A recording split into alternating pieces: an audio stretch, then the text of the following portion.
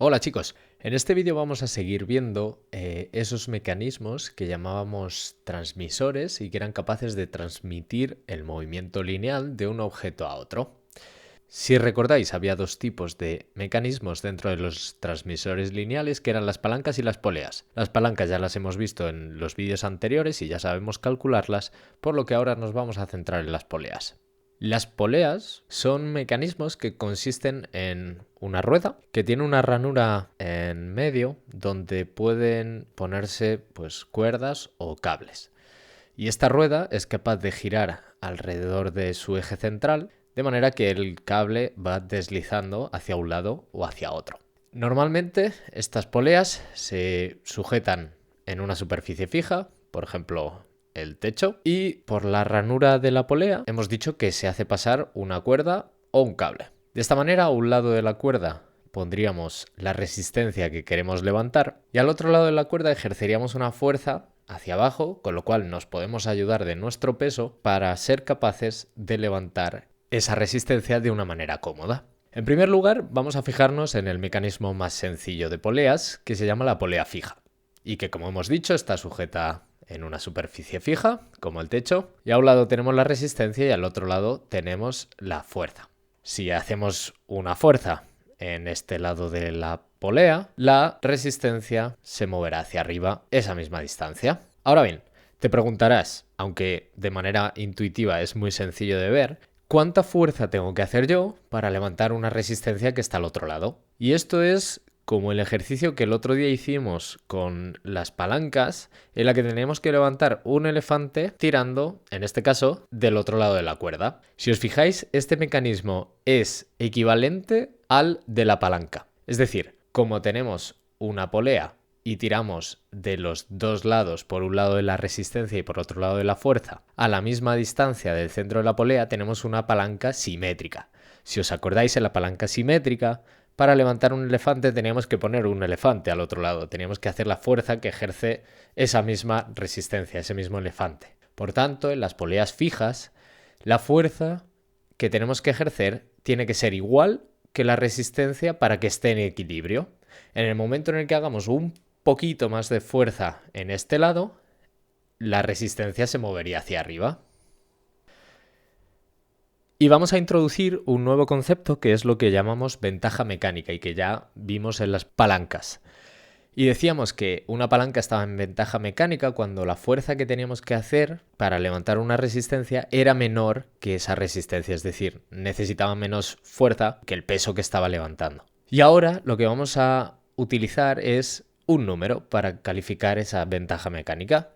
En este caso la ventaja mecánica es de 1. ¿Qué quiere decir? Que la fuerza que tengo que ejercer es la misma que la que tengo que levantar. Y como pensaréis, las poleas fijas sí que nos sirven para hacer más fácil el hecho de levantar objetos. Al tirar hacia abajo es mucho más cómodo que tirar hacia arriba, pero no nos aporta ninguna ventaja mecánica, porque realmente tenemos que hacer la misma fuerza que estamos levantando. Y por eso aparece la polea móvil. Esta polea lo que es capaz es de moverse hacia arriba o hacia abajo a la vez que tiramos del objeto, porque no está fija en ninguna superficie. De esta manera, para levantar una resistencia, tenemos que hacer menos fuerza que la resistencia que estamos levantando, es decir, ya no tenemos que hacer la misma fuerza que el elefante que levantamos, sino que tenemos que hacer menos fuerza. Igual que si tuviéramos una palanca y le cambiáramos el punto de apoyo. En este caso, si ejercemos una fuerza, la polea comenzaría a moverse hacia arriba,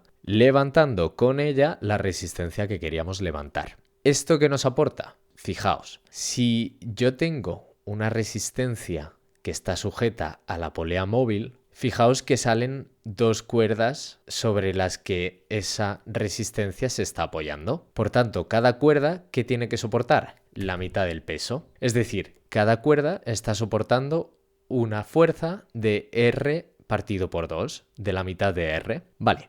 Ahora vamos a centrarnos en la otra polea fija. En este caso, pensad que tenemos la misma polea fija de antes, solo que en la cuerda de la derecha ahora no tenemos una fuerza de R, sino que tenemos una fuerza de la mitad de R. Entonces, para poder equilibrar esa polea y poder tirar hacia arriba de esa fuerza que está tirando esta cuerda, tan solo tendremos que hacer una fuerza de la mitad de R, es decir, estas dos cuerdas tendríamos que tirar con la misma fuerza o más para poder empezar a levantar la resistencia. Por lo que al final la fuerza que tenemos que hacer en la cuerda de la que tiramos es de la mitad de R. Y gracias a esto la polea móvil nos permite levantar objetos de manera mucho más sencilla, con mucha menos fuerza. Y en este caso la ventaja mecánica sería de 2, es decir, necesitamos la mitad de fuerza que queremos levantar para tirar de ella. Por último, vamos a centrarnos en los polipastos o sistemas de poleas. Estos mecanismos son combinaciones de los dos anteriores, es decir, son combinaciones o montajes de varias poleas fijas y móviles que permiten reducir la fuerza necesaria para levantar la resistencia que queramos levantar. Lo bueno que tienen es que se calculan pensando de la misma manera que hemos pensado antes, es decir, fijándonos en qué fuerza tiene que hacer cada cuerda según a qué mecanismos está unida. Es decir, imaginaos que tiramos de esta cuerda con una fuerza F. Entonces el polipasto comenzaría a levantarse hasta conseguir una altura que llamaríamos H. En este momento, cuando el sistema ya se ha equilibrado y hemos conseguido levantar la resistencia, lo que vemos es que tenemos en este caso dos cuerdas sobre las que está unida el peso que queremos levantar. Y cada cuerda, obviamente, pues si la resistencia es R, pues cada cuerda tira de la mitad de R. Pero claro, fijaos que esas cuerdas son dos poleas móviles y cada una está tirada por dos cuerdas. Por lo tanto, cada cuerda tendrá la mitad de la fuerza que está soportando esa polea, es decir, la mitad de la R. Entonces, en ese caso, cada cuerdecita tirará de un cuarto de la resistencia total. Es decir, que como tengo 4 cuerdas que están tirando de la resistencia, pues cada cuerda hace un cuarto de fuerza. Y ahora simplemente nos tenemos que fijar en la polea fija de la que tiramos. Si esa cuerda de la derecha está haciendo una fuerza de un cuarto de R, para que se equilibre esa polea y podamos empezar a levantar, la fuerza que tengo que hacer es de al menos un cuarto de la resistencia, es decir, la misma que la que tira la otra cuerda.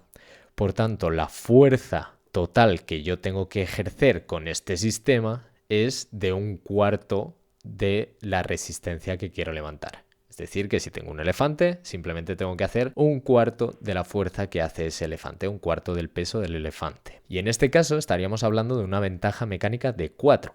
¿Por qué? Porque necesitamos ejercer una fuerza de un cuarto de la fuerza que queremos levantar, de la resistencia que queremos vencer. Y hasta aquí el vídeo de poleas y polipastos. Y lo más importante que tienes que aprender es que hay, pues, dos tipos de poleas y luego combinaciones distintas de las poleas que llamamos polipastos. Y cada una de ellas se calcula pensando en qué fuerza es la que hace cada cuerda y sabiendo que en una polea fija, si tiro de un lado de la cuerda, tengo que hacer la misma fuerza al otro lado.